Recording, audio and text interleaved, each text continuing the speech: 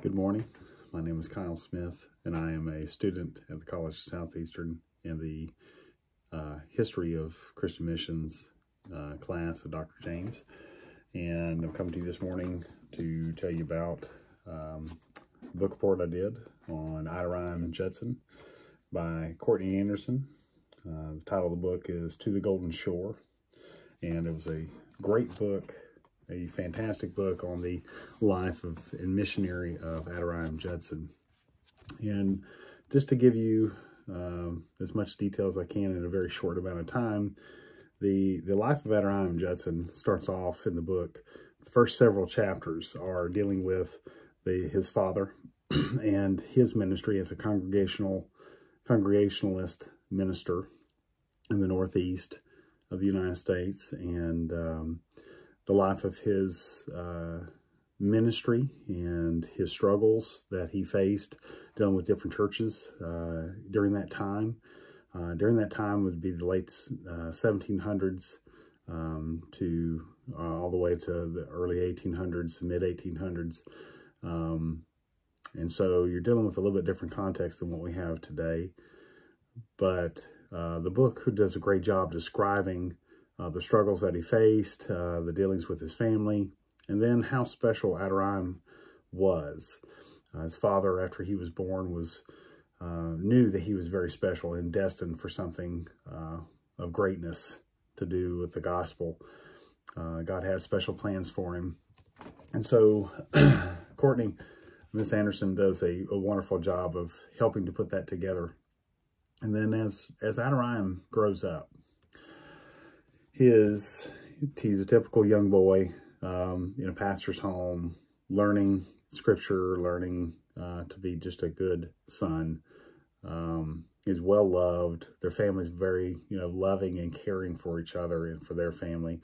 And they eventually get to a point where in his life he is ready for university.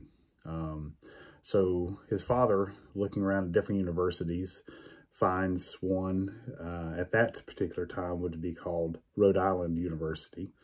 And so he's about 15 to 16 years old. He's finished up his schooling. He's a very smart young man, very academically gifted, and goes to university, which would be later called Brown University, as we know it today. Brown University is a very prestigious Ivy League school in today's campus, today's universities. And so Adoniram goes to university there, just make his father and his family proud. His father helped to pick that university specifically because of the beliefs that they held and wanted him to stick to. So as Adoniram goes to university there, he impresses the professors and the academics there, so much so that the professors actually write a letter back to his father to let him know how wonderful and incredibly gifted their son is. And so academically wise, he was preparing himself for business, for politics. He met a bunch of friends there that was kind of more their direction. And so he kind of put ministry, relationship with God kind of on the back burner. And this creates in him a little bit more of a struggle internally, spiritually with the Lord. It kind of takes the Lord and kind of pushes him to the side and starts trying to pursue things for himself and for his own wealth and his own money. Graduates from Brown University, probably the top of his class, and takes some time, comes back home and wants to go up to New York to be able to pursue these dreams of his. Meanwhile, he's going through just internal struggles of dealing with that and knowing that a lot of it, I think, he knew was probably not the right plan for him. He knew deep down that it just wasn't the area for him. But even to the point to where he even denied the existence of God.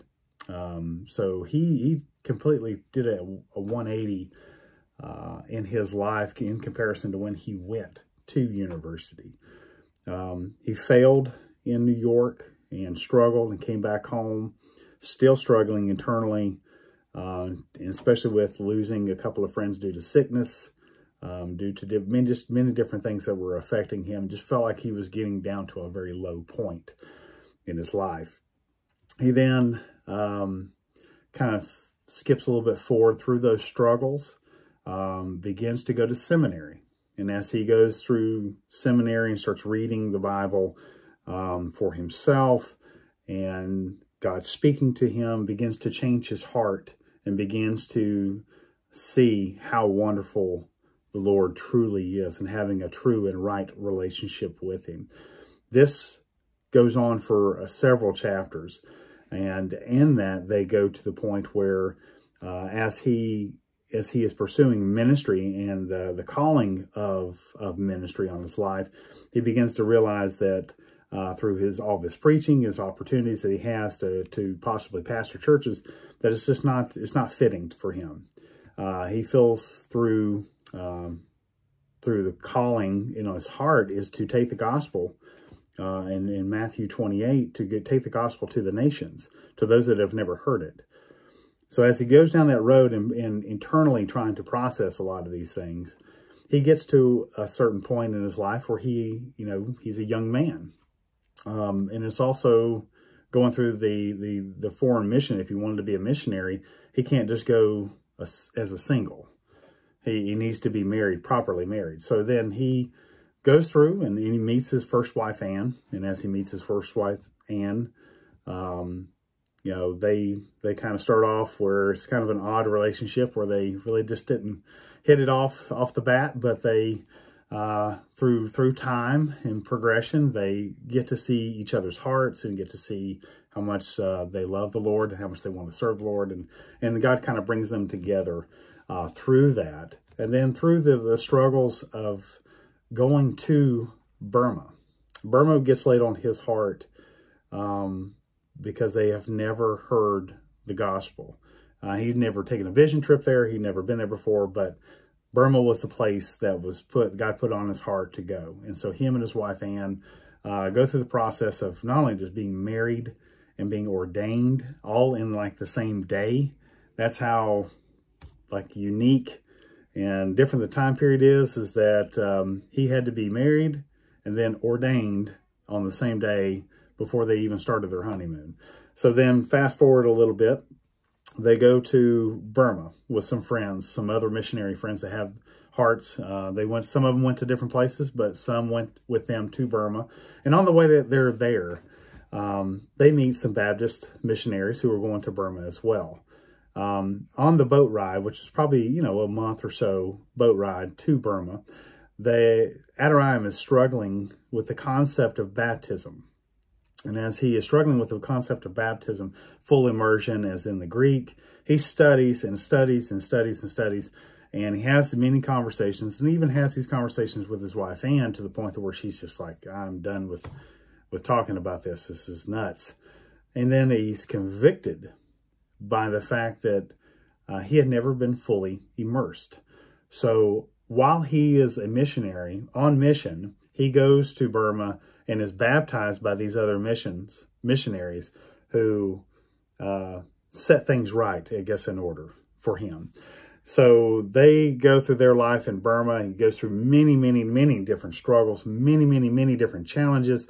The concept, the main things that I want you to take away from today is that he wrote not only the first Burmese Bible, New Testament and Old Testament, but also a Burmese dictionary. Dictionary is in English to Burmese language.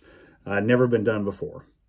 So the fact that he was able to accomplish these things in his life, and he went through many, many different struggles. He lost his wife, Anne, to sickness. He was in a death camp, prison for 11 months or more.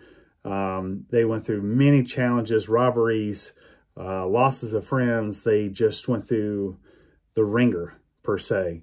Anne died. He married another missionary's wife. Her name was Sarah. So he meets her because her husband died on the field. So they eventually build a relationship and he continues on the work with her.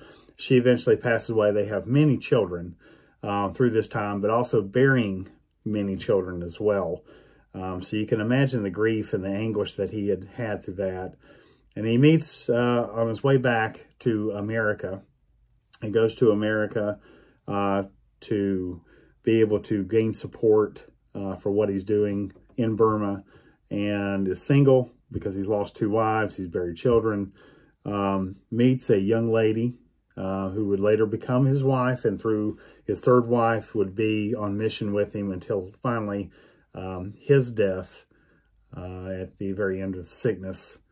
And she continued through his memoirs and through his pursuit of taking the gospel to the nations. So that is the life of Adoniram Judson, and book by Courtney Anderson, To the Golden Shore. Thank you.